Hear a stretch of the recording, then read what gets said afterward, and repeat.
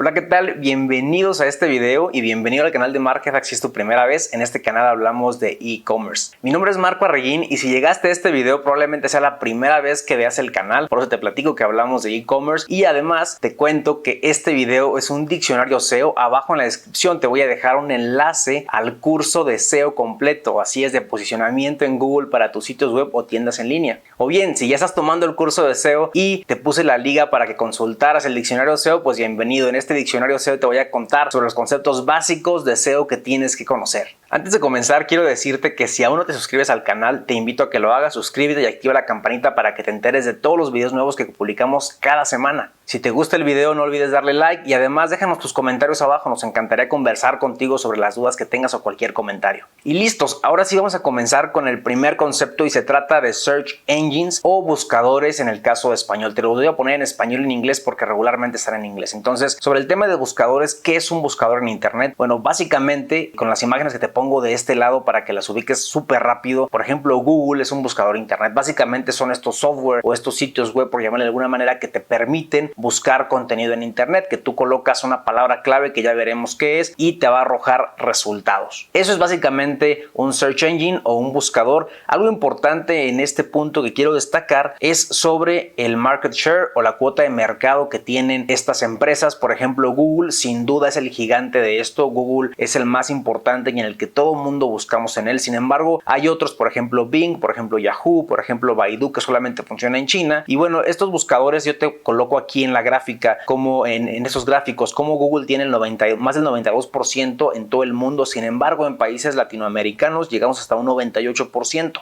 De ahí que nos concentremos en que básicamente el SEO sea sinónimo de posicionamiento en Google. No vale la pena gastar recursos en entender cómo funciona Bing o Yahoo cuando realmente todos buscamos en Google. El siguiente concepto es SERP. Search Engine Result Page. Básicamente se trata de los resultados de búsqueda. Las SERPs son estos resultados cuando tú colocas una palabra clave, que ya veremos en un momento, te va a arrojar resultados de búsqueda y tú vas a verlos en la pantalla de Google y vas a ver todos los resultados. Esos resultados y esas páginas, por ejemplo, tú regularmente ves la página 1, a veces puedes ver la página 2 de Google. Todos y cada una de las páginas que tiene Google ahí son precisamente las SERP, la Search Engine Result Page. Siguiente concepto se trata del Anchor Text, o en español se llamaría texto ancla o texto de anclaje. Este concepto es bien interesante porque lo vas a ver por todos lados y va a ser muy importante, sobre todo al momento de generar enlaces internos o externos, que también ya platicaremos en este diccionario acerca de esos conceptos. Pero cada vez que tú generas un enlace hacia un sitio web, ya sea de tu propio dominio, de tu propio sitio web, o bien sea de un dominio externo de la página web o de la tienda en línea de otra persona, cuando tú generas un enlace, tú vas a colocar un texto y a ese texto le vas a colocar el enlace hacia esa dirección. Ese texto precisamente que sea al que tú le das clic para que enlace a esa próxima dirección, ese es el texto de anclaje, el texto ancla o el anchor text. Un ejemplo súper fácil es el que te coloco en la pantalla, es por ejemplo Wikipedia. Cuando tú vas a la página de Wikipedia está repleta de enlaces y obviamente esos enlaces están en anchor text. Tú te vas a dar cuenta,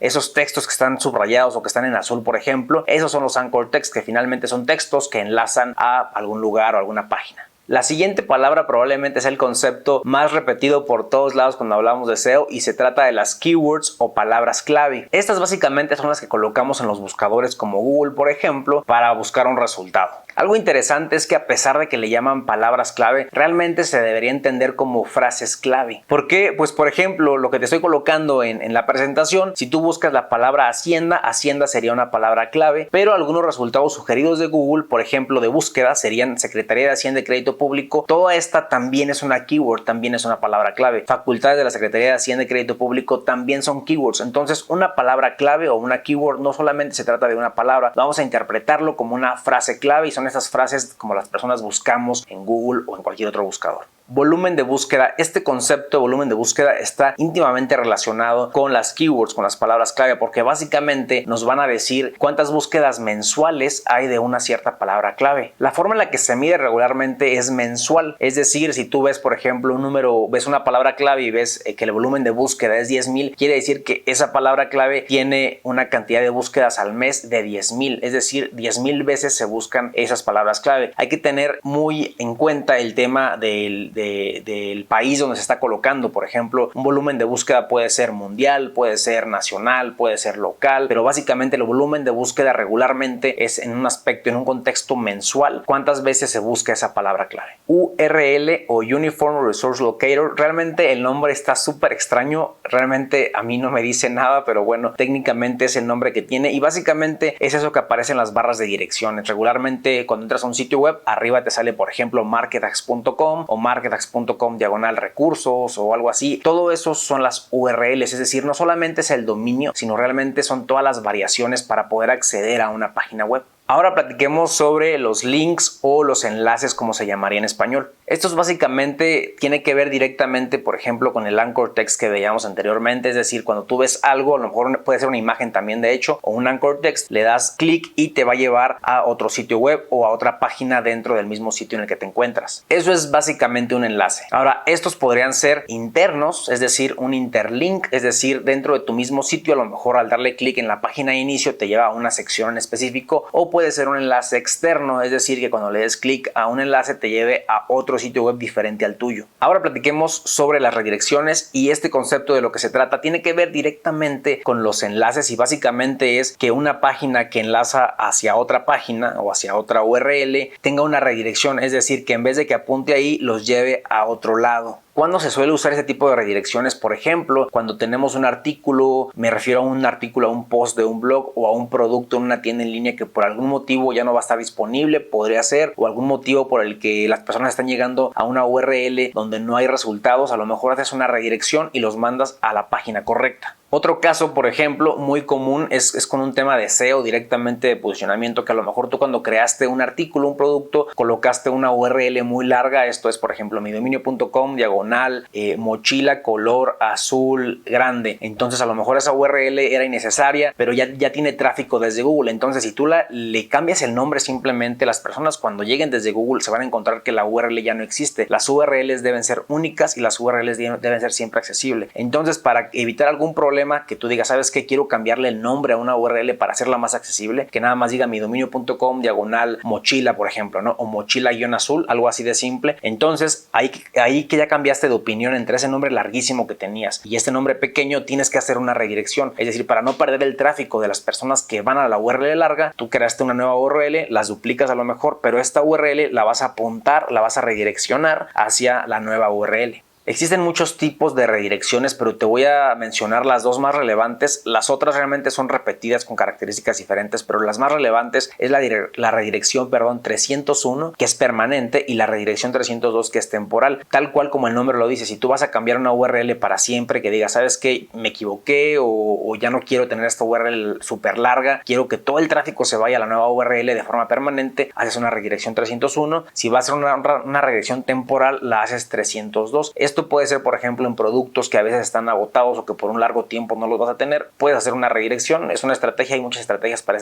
ese caso de productos que están agotados, pero una de ellas es hacer una redirección temporal. Pero sabes, le estás indicando a Google y a los buscadores que esa redirección no va a ser para siempre, que realmente es por un tiempo y después vas a regresar a tenerla como estaba. White Hat SEO o SEO de sombrero blanco, como se llamaría en español, básicamente es una de las dos grandes estrategias para hacer SEO o posicionamiento de los sitios, o es como teóricamente se le ha llamado o se ha englobado a una serie de prácticas sobre cómo posicionar sitios web. Te pongo algunos casos, realmente hay muchas prácticas que tienen que ver con esto, pero la parte más importante cuando escuches White Hat SEO se trata de que siguen los lineamientos de Google, es decir, que regularmente no buscan hacer trucos, por llamarle de alguna manera, o algo un poquito extraño para ganar posiciones, o trampas como le llamarían algunos. A lo mejor yo le llamaría a lo mejor trucos. Esto es respetar totalmente lo que dice Google para posicionarte, y por ejemplo algunos casos o prácticas es contenido relevante, el contenido que publique sea original, sea muy relevante, sea muy importante, que esté bien pensado, que realmente aportes mucho valor al usuario. Imágenes propias, es decir, que todas sus imágenes sean completamente tuyas, que sean originales. Backlinks relevantes, los backlinks son los enlaces que vienen desde otro lado, entonces que sean naturales, originales, que estén bien hechos, que no sean forzados, que no sean pagados, por ejemplo, cosa que Google parece que no está de acuerdo. La redacción coherente y natural, es decir, que no sean textos automatizados. Esto se refiere a que sean una persona que llegó y escribió directamente un artículo o una descripción de un producto, es decir, que se haga todo correctamente y, por supuesto, en general, que cumple las normas de Google. Ahora hablemos de la contraparte, que sería el Black Hat SEO o SEO de sombrero negro. Esto haciendo alusión un poquito a las prácticas que te coloqué en la diapositiva anterior, voy a compararlo y voy a hacerte como las diferencias. Por ejemplo, el contenido no sería original, sería contenido copiado, es decir, personas que a lo mejor copian contenido de otro sitio web, que le cambian unas cuantas palabras y buscan posicionarse o robarse incluso posiciones de otro. Otra práctica aquí de Black Hat SEO es, por ejemplo, contenido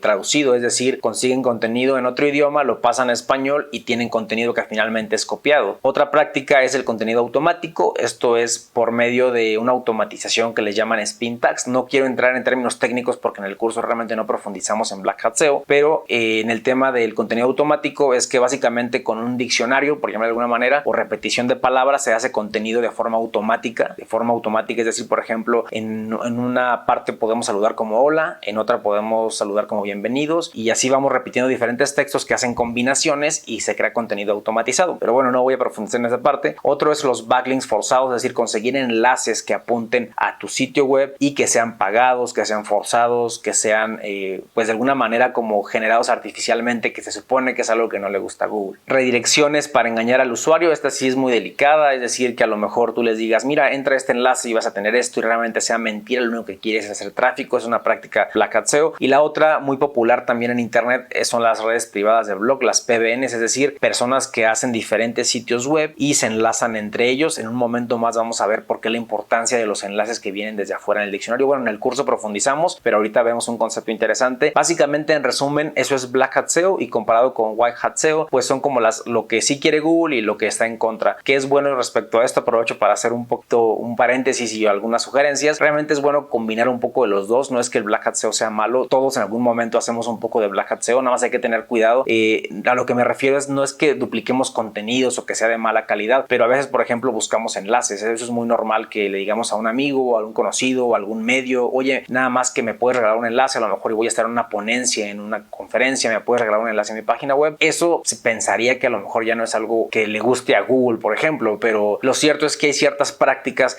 que son muy importantes optimizarlas y que son consideradas Black Hat SEO, pero que realmente las necesitas. Entonces yo siempre soy de la idea de tener un SEO gris, por ejemplo, es decir, sí alinearte a las políticas de Google, que yo soy más apegado a eso, pero de repente hay ciertas prácticas que entran en el tema de que son Black Hat SEO, aunque realmente no las considero como tal. Hay unas muy delicadas, por ejemplo, yo no recomendaría nunca hacer contenido copiado, duplicado, traducido, imágenes pirateadas, tampoco las recomendaría en lo absoluto. Las PBNs no, engañar al usuario, por supuesto que no, pero hay ciertas prácticas como generar enlaces. Esa es una de las llamadas Black Hat SEO que sí recomiendo que busques dónde colocar tu enlace, porque realmente te va a servir, pero hay que tener cuidado en dónde, porque se puede hacer mucho daño a tu sitio si se hace incorrectamente. Ahora hablemos sobre Page Authority, el PA, y el Domain Authority, que es el DA. Estos conceptos fueron creados por una empresa que se llama Moz y no son conceptos reales de Google, así que hay que tener mucho cuidado con estos. Básicamente esos conceptos, Page Authority, se trata de determinar la autoridad de cada una de las páginas. Como páginas entendamos que es cada una de las secciones de un sitio web, y Domain Authority, la autoridad del dominio en general. Entonces estos conceptos te sirven para medir un poquito la autoridad, tal cual, que es la relevancia, la importancia que tiene un sitio web, pero no quiere decir que esto sea determinante. Es decir, Google dice que ellos no lo toman en cuenta, sin embargo, Moz es una empresa con mucha experiencia y se han dado cuenta que realmente sí es importante. Finalmente, el secreto de Google, de cómo funciona, es un secreto que nadie sabe, pero sí se llega a deducir con diferentes cosas. Entonces, el PA y el DA son importantes, no los tomes en cuenta al 100%, pero son muy importantes para determinar la autoridad, por ejemplo, para competir en una palabra clave, para ver si puedes aparecer en esos resultados de búsqueda y competir contra otros. Son bien importantes para darte una idea de la dificultad, por ejemplo. Robots.txt, este básicamente es un archivo que le dice a Google que sí puede hacer y que no puede hacer. Con esto me refiero al bot de Google, al buscador de Google, o mejor dicho, al algoritmo de Google. Una vez que llega a tu sitio y rastrea tus páginas,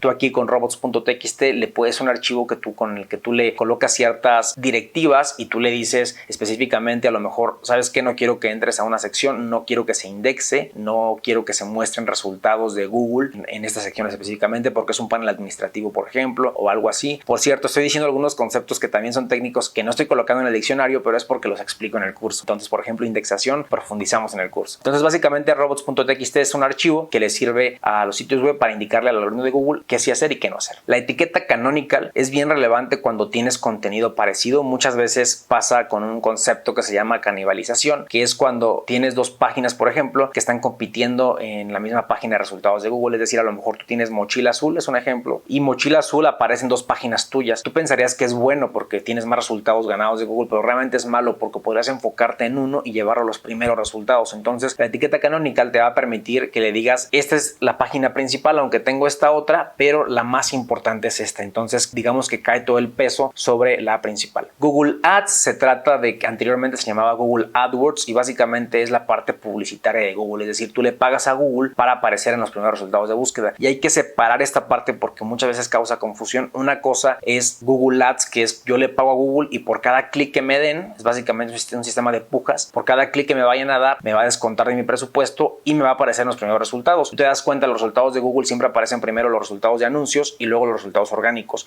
Todo lo que estamos viendo aquí en el curso SEO tiene que ver con resultados orgánicos, pero es importante que sepas que Google Ads antes se llamaba Google AdWords, por si me llevo a confundir o lo llego a mencionar así, o tú mismo lo llegas a encontrar como Google AdWords. El nombre en este momento es de Google Ads y básicamente es eso, personas que pagan por aparecer hasta arriba de los resultados de búsqueda. El siguiente concepto es PageRank de Google. El PageRank anteriormente, hace ya muchos años, se mostraba en una barra que tenía Google y tú podrías ver ese PageRank que tenían los sitios web. Obviamente lo ocultaron porque las personas a lo mejor estaban forzándolo o estaban analizando qué hacer y qué no hacer. Básicamente este PageRank sigue existiendo en Google y de alguna manera es como un ranking que da de 0 a 10 con el que asigna la importancia o la autoridad de los sitios web. Este PageRank ya no es visible para el público, pero Google lo ha dicho en numerosas ocasiones que lo sigue utilizando para definir qué tan importante es un sitio web y cómo lo va a ir posicionando. De alguna manera podríamos pensar que, por ejemplo, el PA y el DA que veíamos anteriormente es algo que trata de asemejarse a cómo funcionaba el PageRank, nada más que recuerda que aquellos no son realmente de Google, son una aproximación. Entonces, pero son algo muy interesante como para tratar de ver un PageRank moderno a lo mejor para entenderlo así, pero bueno, básicamente ese es el ranking que tiene Google. Y listo, con esto terminamos el diccionario SEO, así que espero que te hayan quedado mucho más claras los conceptos básicos de posicionamiento en Google, de SEO. Si no, déjame en los comentarios cualquier pregunta que tengas, algún concepto que consideres que hace falta conocer de los más básicos y por supuesto que te lo explico ahí abajo en los comentarios. Sin más, yo me despido de este diccionario SEO. Recuerda que abajo te dejo el enlace al curso y nos vemos en un próximo video.